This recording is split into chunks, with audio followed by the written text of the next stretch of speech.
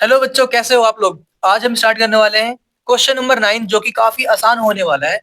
और स्टार्टिंग में एक रिक्वेस्ट है कि अगर आपने चैनल सब्सक्राइब नहीं कर रखा है तो चैनल को सब्सक्राइब कर दो, मुझे बहुत नीड है इसकी अभी। ठीक है। क्वेश्चन नंबर 9 कह रहा है हमसे कि हमें फाइंड करना है probability of E upon F, मतलब प्रोबेबिलिटी ऑफ ई जब एफ हो चुका। ओके, तो कैसे निकालते हैं हमें ये बात पता है, हम बहुत सारे क्वेश्चन करके आ चुके हैं पहले भी, 1 to 8 हमने ये सीख रखा है। इसका मतलब क्या होता है प्रोबेबिलिटी ऑफ ई जब एफ हो चुका। और यहाँ पे ई क्या है, सन ऑन वन एंड, और एफ क्या है, फादर इन मिडल।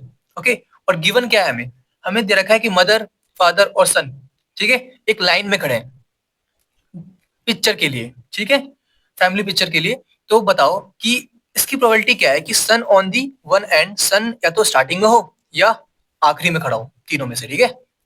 और गिवन क्या है कि पहले से ही पापा बीच में खड़े हैं, है ना, फादर इन मिडल, कि हमें गिवन है कि फादर बीच में ही खड़े हैं। अब बताओ कि सन की प्रोबेबिलिटी क्या है कि वो किसी एंड में खड़ा होगा।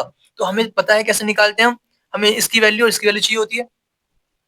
तो पहले ई है क्या क्या हमारे पास, देखो ये समझ लो पहले।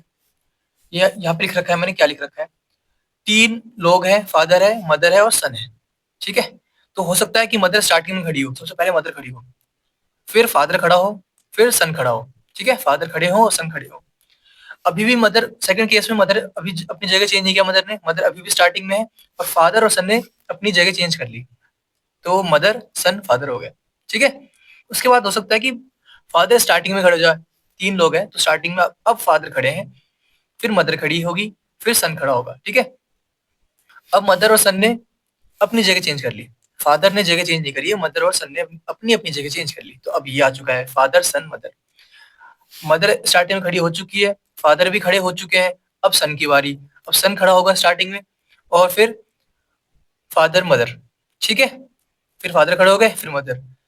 उसके बाद मदर फादर ने अपनी जगह चेंज कर ली, सन तो अपनी जगह पे है ही, तो ये आ गया, ठीक है। तो आसान है करना, आपने पहले एम को फिक्स किया, फिर एफ को फिक्स किया, फिर एस को फिक्स किया, और बचा क्या, यहाँ पे स्टार्टिंग बात करें एफ एस, तो अगला क्या आना चाहिए, एस एफ। फिर यहाँ पे एफ फिक्स किया था तो एम एस, फिर अगला क्या होगा, एस एम। तो ये लॉजिकल है, इजी है, ठीक है।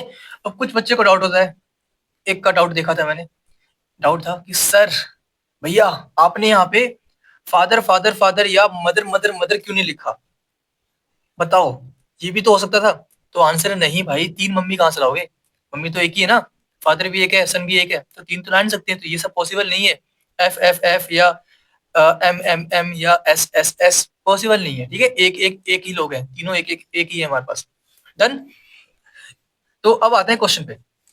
ये कहा गया है यहाँ पे कि सन ऑन दी वन एंड, सन या तो स्टार्टिंग में हो या एंड में हो, आखिरी में हो। तो इसमें देखो आप, फादर नहीं, मदर फादर सन, तो सन आखिरी में खड़ा है, तो ये चाहिए हमें, है ना। उसके बाद इसको देखो, मदर सन फादर, सन बीच में है, बीच में नहीं चाहिए, वन एंड मतलब या स्टार्टिंग में या लास्ट में, तो ये नहीं चाहिए। इसको देखो, ये चाहिए हमें, क्योंकि father mother son, son end में खड़ा है, ये चाहिए, ये नहीं चाहिए। ये इसमें सन स्टार्टिंग में खड़ा है, तो ये दोनों भी चाहिए, तो ये चार हो गए, है ना। देखो यहाँ पे चारों लिख रखे हैं, ये वाला, ये वाला, ये वाला और ये वाला।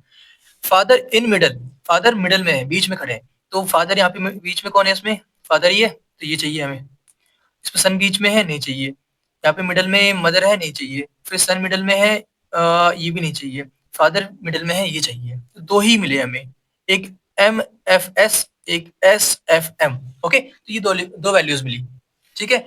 इसके बाद हमें क्या करना होता है, हमें प्रोबेबिलिटी निकालनी होती है, दोनों की निकाल लो। प्रोबेबिलिटी ऑफ ई क्या आने वाला है, टोटली कितने, एक दो तीन चार, है ना। और ये कितने थे टोटल, एक दो तीन चार पाँच छह, तो ये क्या आ चुका है हमारे पास, 4/6, मतलब 2/3।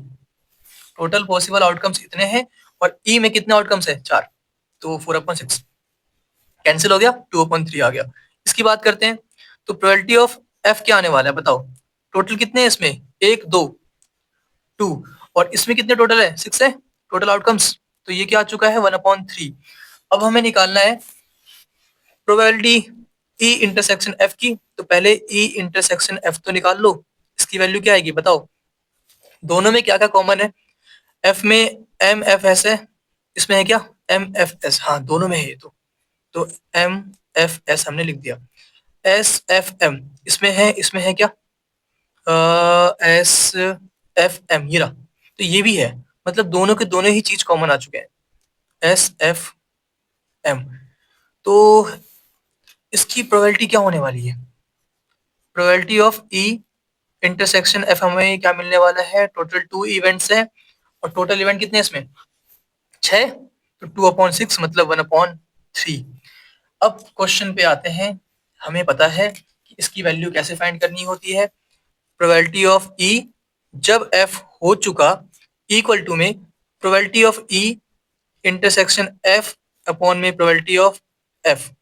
तो इसकी वैल्यू क्या है हमारे पास, 1/3, 1/3 डिवाइड में, डिवाइड में क्या आएगा हमारे पास बताओ, प्रोबेबिलिटी ऑफ F जो कि क्या है 1/3, तो 1/3, तो ये तो सेम टू सेम आ गया, कैंसिल हो गया पूरा पूरा, तो हमें 1 मिल गया, तो ये हमारा आंसर आ गया। ठीक है, प्रोबेबिलिटी कितनी है, 1 है, ये कोई यूज नहीं हुआ, ठीक है कोई बात नहीं, नहीं हुआ तो नहीं हुआ, बाकी ये हमारा आंसर है, सिंपल सा और छोटा सा। ओके।